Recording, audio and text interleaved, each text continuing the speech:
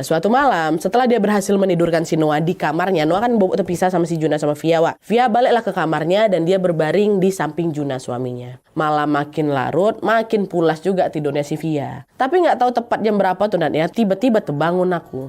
Anehnya, yang bangun itu cuman kesadarannya si Via aja, Wak.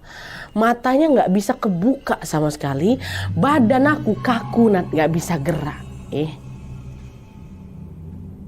Jadi yang kayak gitu. Apa nih? Kalau kita bilang ketindihan dia ini. Waktu ngerasain itu Via juga mikirin hal yang sama. Apa ini ketindihan ya? Nah selama ini yang aku tahu ketindihan itu kan ada penjelasan medisnya kan. Dimana hal ini biasanya terjadi kalau misalnya posisi kita lagi capek. Kalau ya kan jadi kesadaran kita udah bangun nih. Tapi badan kita nolak buat diajak bangun kayak gitu. Itu pikiran aku waktu itu. Cuman ini enggak Wak, kata si Via enggak. Hari itu aku enggak lagi capek sama sekali. Enggak lagi capek. Makanya sempat bingung. Ini ngapa nih aku? Soalnya rasanya beda dari yang pernah aku tahu Nat.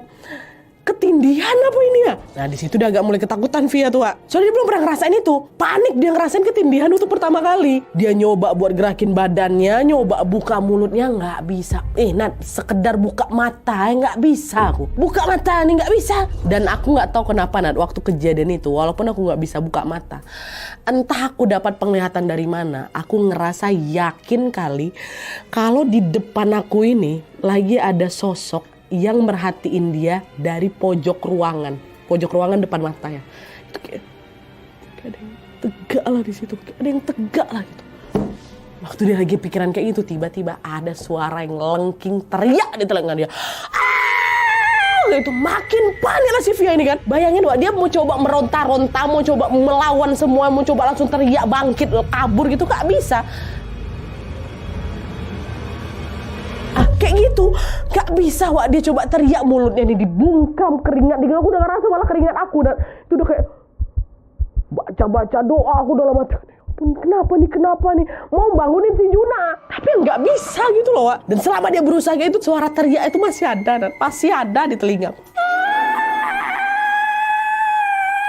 Kayak gitu, dengan segala upaya Via makin gencar ya buat piye caranya tangan ini harus kena ke laki aku gitu kan. Coba tuh teriak tuh. Kayak gitu.